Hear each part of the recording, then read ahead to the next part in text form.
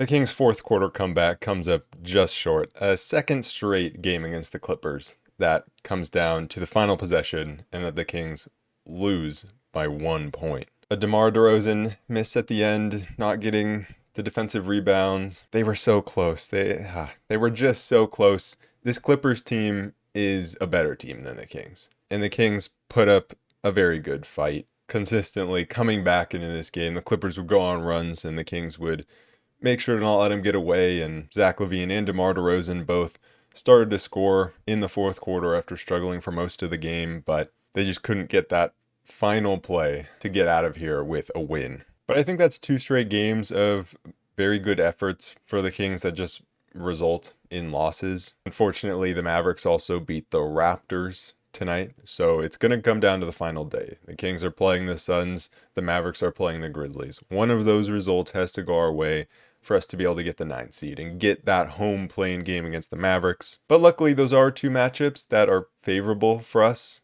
if the Kings continue to play like they have been for the past 5 games. The past 5 games, it's 3 wins, 2 losses, but the losses have been good efforts. It does feel like something is starting to come together for the Kings a bit here. I didn't expect a win against the Clippers, and honestly, this was much better than I expected. And so if they play like they have been against the Suns, they should be able to come out with a win and hopefully host that play-in game. But this Clippers team, they held the Kings to 98, 88, 110, and now 100 this season. They're a great defensive team, and it absolutely showed. In that first half, I liked what the Kings were running offensively. I liked how much they had the ball in Sabonis' hands and how they were patient within their offense and kept trying to get Zach LaVine involved. Early on, they were trying to get Keegan involved, both of them in a lot of dribble handoff action. But this Clippers team is just a very good defensive team. The way that they were denying ball early on, the Kings were like I said, running a lot of DHO with Keegan and with LaVine, and the Clippers started to top block. They started to deny the ball, and the Kings just struggled to get free. They struggled to get any space. And so a lot of times the offense wasn't pretty. But I do think I liked the process. And again, if they play like this against the Suns, I think they'll absolutely shred the Suns defense. If they play like this against the Mavericks, I think they have a very good shot of putting up a lot of points against the Mavericks. And then on the defensive end, they were able to hold the Clippers to 101, and that's despite Kawhi Leonard going off in the first half and James Harden doing his thing and coming away with a double-double. The officiating was definitely interesting. I mean, it was brutal officiating the entire game, both ways. Let's be honest, especially in the first half, but I mean, in the second half as well. The officiating was awful. There was no consistency. Both teams were getting fouled and they weren't calling it. And then the problem with that is when you just don't call clear fouls, they're trying to let things go. Eventually you have to call a foul. And so then when you call that foul, then, well, why didn't you call the other ones? Because it's the same amount of contact. It was a pretty horrendously officiated game the entire way, despite a lot of things going against the Kings, whether that was the shooting of DeMar DeRozan and Zach LaVine in the first half, or Kawhi Leonard going for 20 points in that first half. And if you look at the box score, if you're watching the game, it felt like the Kings should have been down pretty big, and somehow they were always just able to keep it close. And then even in the fourth quarter, there was a point where it was a 2-point game, and James Harden swings his arm, hits Devin Carter in the face. Somehow Devin Carter gets called for a foul. Don't know how. And Doug Christie gets teed up. And so that's a big swing, and the Clippers go up 5. They then go up 9. And so it was a big momentum shift in the game, and it felt like a point where the Kings could have let the game get away from them, and they didn't, and they were able to come back and make it close in the end. So I did like how the Kings continued to fight back. We had Keegan back in this game after he had missed a few due to a back injury. It seemed like he was on a bit of a minutes restriction. I don't think they said anything about it, but him only playing 32 minutes, I think normally this would be a game where he played more, so Trey Lyles played 30 minutes. But Keegan came out, he had a quick 4 points, used his size inside against Norman Powell to draw a foul, jumped the passing lane to get an easy dunk on the fast break. Sabonis also had a quick 4. And I liked the pace that the Kings came out with. They were really trying to push the ball, Sabonis especially, getting downhill, attacking Zubats, spraying the ball out, or creating shots for himself. He also hit a mid-ranger, and that was something Sabonis kind of had to do a lot this game, was take that mid-ranger because nothing else would be on for the Kings offensively. and he did knock it down quite a bit. So the pace was good or early on offensively. I think as the game went on, they found less and less opportunities in transition. And I think, especially in the fourth quarter, there were moments where the Kings would get a rebound and they would look to push, and the Clippers' transition defense was just good. They were getting numbers behind the ball. But I liked how Sabonis was so involved with the offense, has the ball in his hands, constantly being the play being recycled to Sabonis. He goes into a handoff with Keegan. If nothing's there, Sabonis gets the ball back, hands it off to LaVine. It was a consistent motion, consistent flow offensively, good pace. They missed a few shots at the rim. Throughout the game, like Sabonis, LaVine, Keegan all missed some shots at the rim. That were shots that they had to kind of make because you weren't getting much offense elsewhere. And so when you do finally get to the rim, you got to convert those. The Clippers had a big advantage in points in the paint because, the Kings could just not get into the paint. So those misses definitely hurt. Defensively early on, I think Keon did a pretty good job on Harden, making him uncomfortable. I think throughout the game, Keon did a pretty solid job. There were a couple times where Sabonis in drop coverage dropped a little too deep, and it let Harden get to the floater. It let Norman Powell get all the way to the rim for a layup. But I think really where the Kings defense struggled early on was in transition. They allowed some pretty easy shots in transition. The closeouts to three-point shooters were not good, especially by DeMar. They were letting Kawhi catch the ball pretty open in a lot of transition moments. So the half-court defense was solid enough. I think it was transition where they struggled early on. With Jake LaRavia out, Trey Lyles is the Keegan substitute, as we saw with him starting games. So it was Lyles coming in as the first sub for Keegan. And immediately, Zubats got the matchup against Lyles, and he tried to post him, and he got reposted a couple times, but Lyles held his ground, did a good job there. But I did like how LaVine was getting downhill. He got downhill, found DeMar in the corner for a three, then was able to get to his mid-ranger. And so I liked the game from Zach LaVine, despite him maybe not having the most efficient game. 9 for 23 from the field, 4 for 12 from three of those threes being in the fourth quarter. The Clippers definitely just made all of our players uncomfortable. And so when we would finally get an open three-point shot, it was less likely to go in. But LaVine was aggressive. He was taking shots. He was getting downhill. He was trying to make things happen. Things got a bit messier when the Clippers started to take away the dribble handoff, started top blocking, started denying the ball. And then when LaVine has to get on the ball and kind of create something for himself a little more, when it's a little more static, things got a little messy. He turned it over. There were a lot of moments where he was kind of trying to force it into Sabonis, and that was resulting in turnovers. There's one play where Sabonis was down on the block. I think it was in the second quarter, where Sabonis was down on the block. They literally double-teamed Sabonis when he didn't have the ball, and LaVine still threw it to him.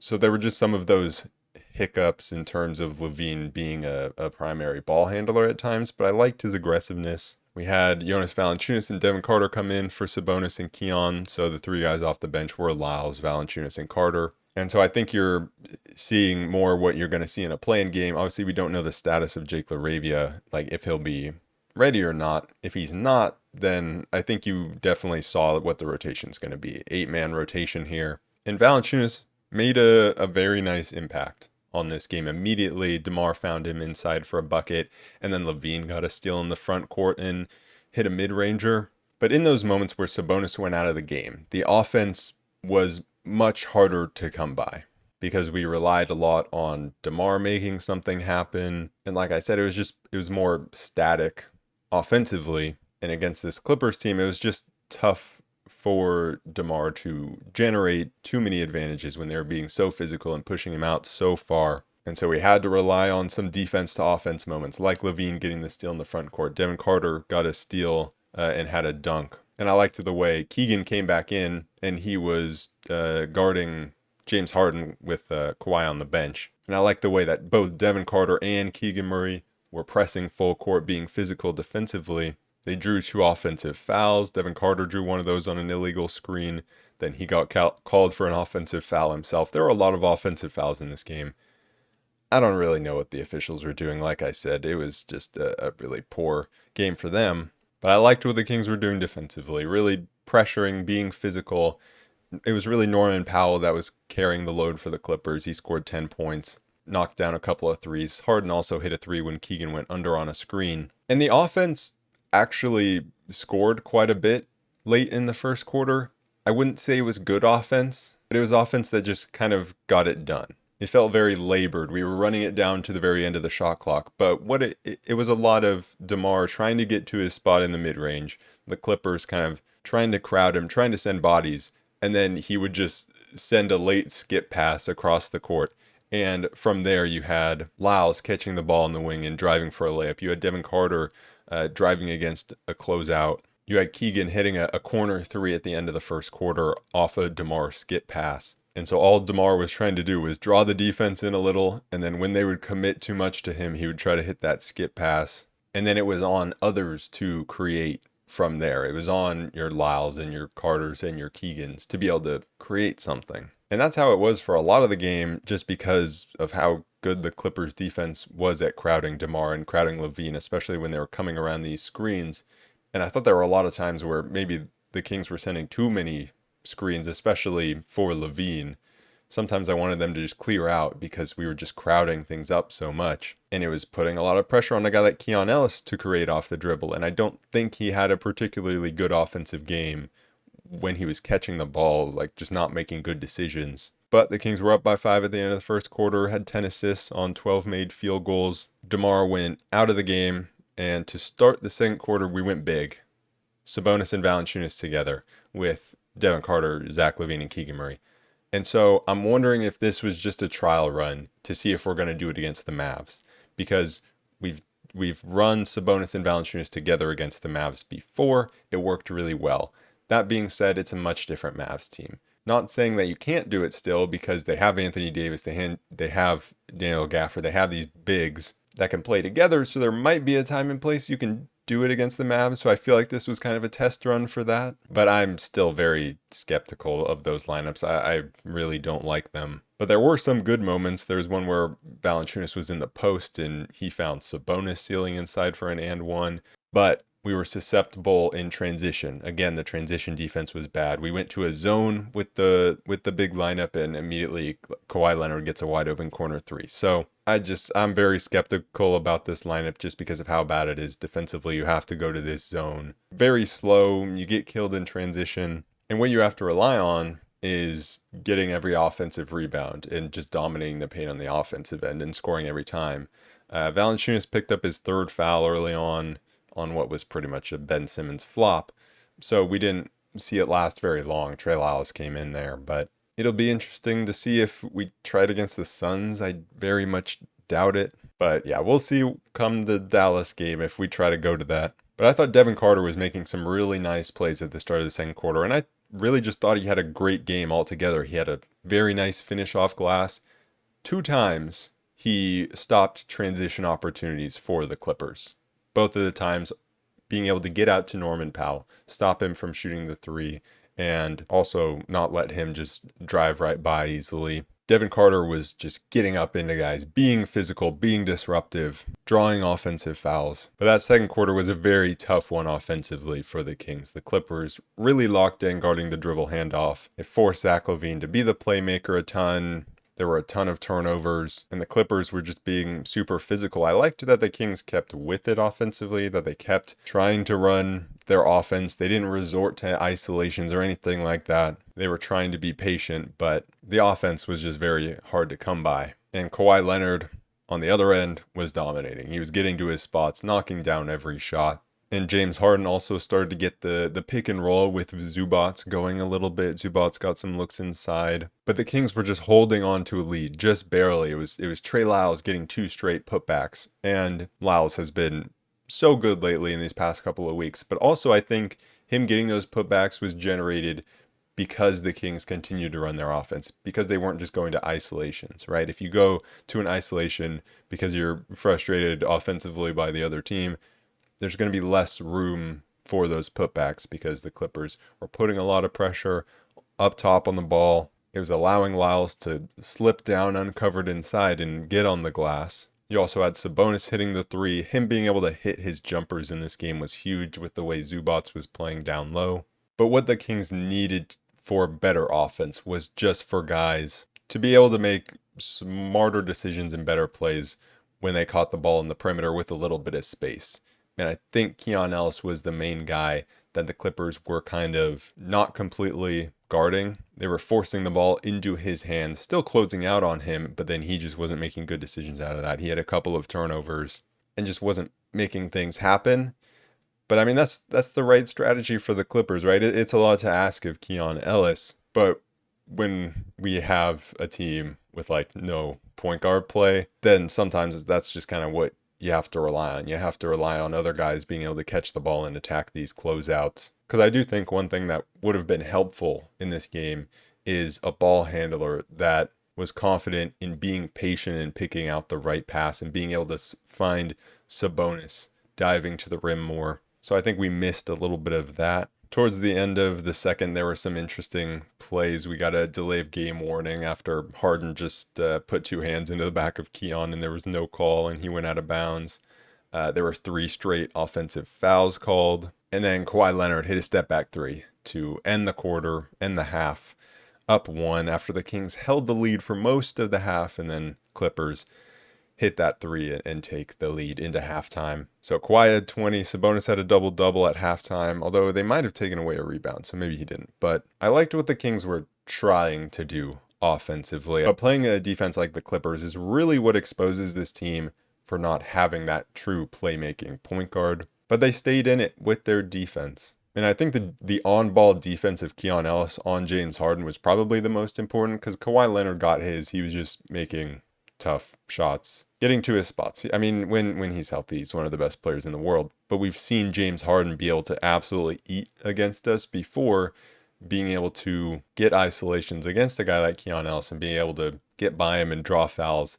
And so I think Keon did a good job of that, and that really helped out the Kings defensively. The third quarter was pretty similar to the second quarter. The first play was Kawhi snaking a Zubac screen, and Zubac got Keegan on his back. And so there were a few times where Kawhi would take a screen from Zubac and he would kind of reuse it, snake the screen, and Keegan would get caught on the back of Zubac. And once that happened, it was pretty much all over, because at that point, Zubac is diving to the rim, Keegan's on his back. And so now Sabonis has Zubac coming down, so he kind of has to stay in a drop to prevent an easy dunk, but, can't really step up on Kawhi Leonard. So then Kawhi gets to an easy mid-ranger. So those are moments where like Keegan just has to find a way to fight through these screens and stay with Kawhi somehow. We had a successful challenge by the Clippers on a foul where DeMar didn't get hit at all. Then we have a successful challenge by the Kings where Keon stripped Harden. And that one was funny because Keon stripped Harden, the ball goes out of bounds, they call it off Keon. And so Keon wants a challenge. And James Harden, he signaled to the Kings bench. He's like, he fouled me. So Harden was trying to scare the Kings out of challenging by saying they were going to call a proximate foul. So I was like, that's kind of smart by Harden, but the Kings didn't fall for it. But it would make me question it. If I were the Kings coaching staff, I'd be like, oh yeah, I don't want to get a proximate foul called. So it's kind of smart from Harden because he knows the ball went out on him. So it's kind of smart just to like implant that in the coach's head there. But again, Doug Christie doesn't fall for that. He wins that challenge. We got a little bit of the Sabonis-LaVine two-man game going in that third quarter. Sabonis hit a midi. LaVine hit a step-back 3 when he got a matchup against Zubac.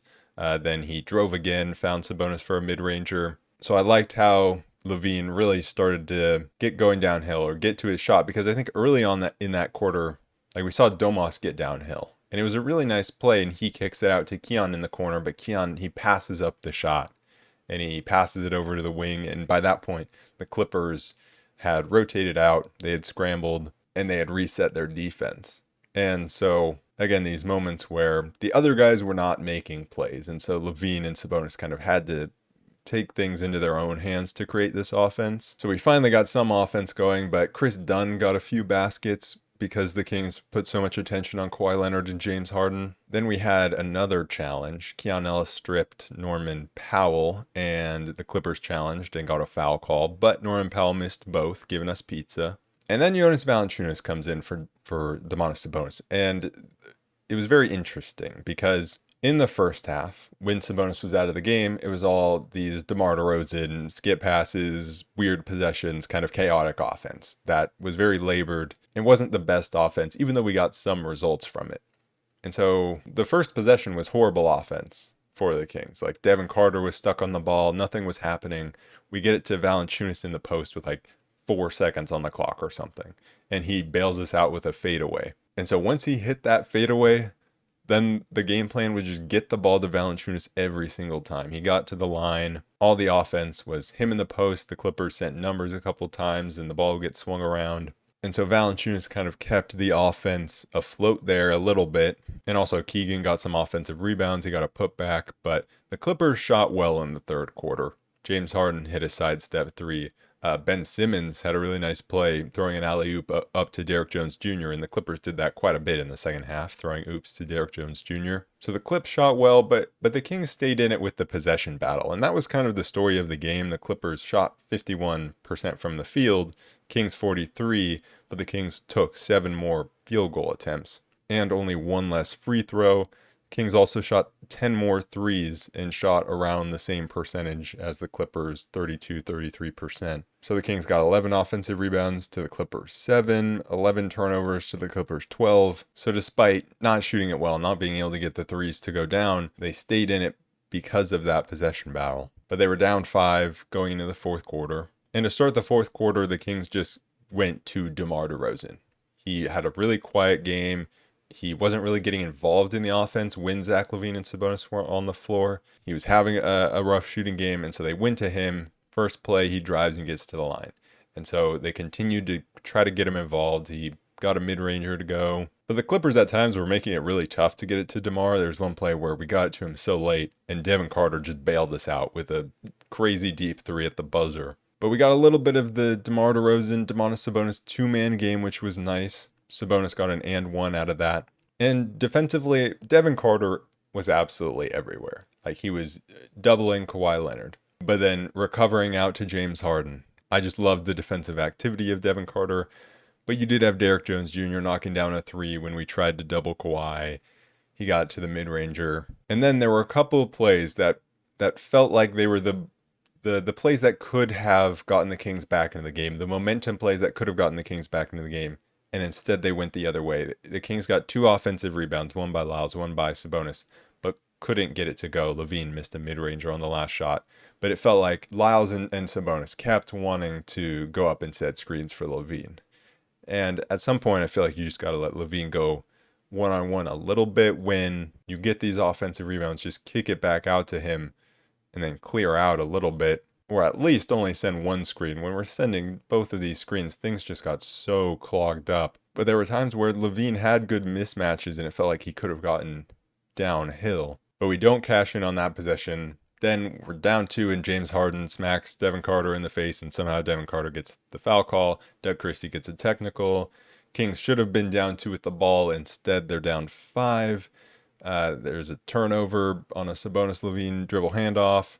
Clippers capitalize, score another time, and all of a sudden we're down 9. And so at that point, it felt like the game was getting away, but the Kings made another push, right? They got back into the game. DeMar had a putback. He got a steal. LaVine finally hit another 3 after he only had 1 the entire game. He hit a pull-up 3, but then he missed the next 2. Lyles had a bad foul at half court on Kawhi Leonard, sending him to the line. And so after that first LaVine 3, it felt like, okay, we got something going. And then again, it went the Clippers' way, and they got up 10 after the Kawhi Leonard free throws. Keegan came back in for Lyles. But then the Kings made another push. Keon got to the line off a DeMar drive where he attacked a closeout. And that's what I wanted to see more of from Keon. And then Kawhi did a similar thing to Trey Lyles where he sends DeMar to the line way out on the perimeter. LaVine got to his mid-ranger. Keon came up with a huge block from behind in the paint on Kawhi. But then again, there's like a couple of plays that go the Clippers' way where there's a jump ball between DeMar and Harden. Harden wins it, and Derrick Jones Jr. just leaks out for an easy layup. Keegan also had a couple of misses from 3 that it felt like we really needed. But then LaVine hits 2 threes, brings us within 3, and that's what we needed to finally string together 2 3-point shots in a row. That got us back into the game. Sabonis then fouled James Harden. It felt like he could have gone straight up, could have gotten the stop, but he fouls Harden. Harden misses one, and then DeMar goes down, gets a mid-ranger. So the Kings are down 2 with 50 seconds to go. Clippers call a timeout. And that next possession is the one where the Kings allow multiple offensive rebounds. That one hurt so bad, right? They got the misses. Sabonis even, he was boxing Zubats out down low, and it was Kawhi Leonard that came in and kept getting his hand on the ball or getting the rebound. So it was just other guys just had to get in there. You just have to come up with that. You have to get your body on a guy, get in there for the rebound, and they weren't able to do it. Harden gets fouled. He misses one. And so the Kings are still within a possession. It's a 3-point game. They have a timeout, and they don't call the timeout. Zach LaVine brings the ball up the floor. The Clippers totally break down defensively. Like, I don't know what they were doing. They send everyone up to half court. Keegan is wide open in the corner for 3. LaVine doesn't find him. And so in this situation, when LaVine has all these bodies coming at him, he's got a couple of decisions. He has options. He could hit Keegan, who's open for 3. He could call a timeout if he doesn't see something that he likes, because maybe, he can't get the ball through the defense. Or he could have pulled up for a 3 because he had just hit a couple. He had hit 3 in the fourth quarter. He had some space. But instead, what does he do? He just drives into the defense for no reason. You're down 3, and he just drove into the defense, letting them foul him, not being a threat to shoot the ball, which is why they were able to foul him. It was just such a bad decision. And so 3.9 seconds left. He makes both. Kings still had the timeout. And so they're able to, Keegan comes up with the steal. They call a timeout with 2.2 seconds, but the play that they get, it just isn't a great shot. DeMar gets it. He gets it up towards the rim, but, it was a really tough shot. So rough late game execution there, where the Kings had 2 opportunities and they didn't get good looks to tie or take the lead. Obviously a tough loss against a really good Clippers team. I do think there are things to like about this game. I liked the aggressiveness of Zach LaVine. I like him getting 23 shots up. He scored 26 points, had 5 assists, only the 1 turnover, although I will say some of those Sabonis turnovers, Sabonis had 4. I'm putting a couple of those on LaVine. But I did like his aggressiveness. DeMar had a rough one just against a very physical defense. He went 6 for 20, 16 points, 8 assists, no turnovers. For some reason, DeMar is just really good at assist to turnover ratio. But a rough scoring game from him. Sabonis, I thought he had a really good game, 19 points, 16 rebounds with the 5 assists. Was knocking down the jumper, and that bailed the Kings out of so many possessions. This could have been way worse if Sabonis wasn't knocking down his jumper. I liked how he was operating the offense, getting the ball to LaVine as much as possible. I also liked how we got Keegan involved early. Felt like he faded as the game went on. Got a couple of looks late, missed those. So he went 1 for 6 from 3, had 9 points, had 8 rebounds, came up with some big offensive rebounds, had 3 of those. Obviously came up with a big steal, had a couple steals. Don't think it was bad for his first game back from injury here. And then Keon had a great game defensively, I thought. Offensively, needed to be more aggressive shooting the ball. Went 1 for 2 from 3.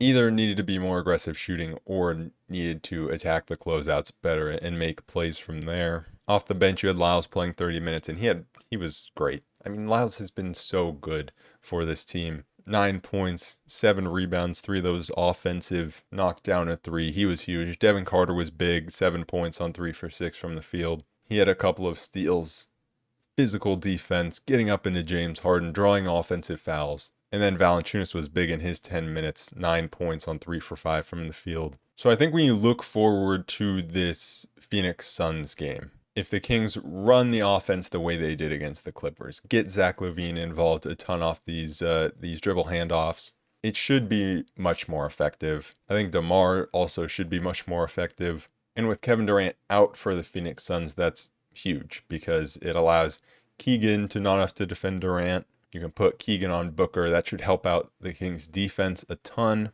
And I think this is a game where Domantas Sabonis should dominate inside against Oso Ighodaro, Mason Plumlee. It should be a game where the Sabonis should thrive. The one thing that I'm worried about is if the Suns decide to throw Royce O'Neal out there as a small ball 5. If they do that, the Kings have to be able to take advantage offensively. They can't get lulled into this offense where nobody's moving, everyone's just watching Sabonis in the post, everyone's standing around. If the Suns go small, you have to attack the offensive glass hard. I think that's a place where the Kings should be able to thrive in this game. And hopefully the Kings are able to lock up that 9 seed because I really want a home play-in game. Also, shout out to the Stockton Kings. Won a game in the G League Finals. It's 1-1 in a best of 3. So they play the G League Finals on Monday in Florida at 5 p.m. So that should be a fun one. Anyways, that is it for this episode of the Roll Report. I will be back on Sunday to recap that game against the Suns. So I will see you guys then. Peace.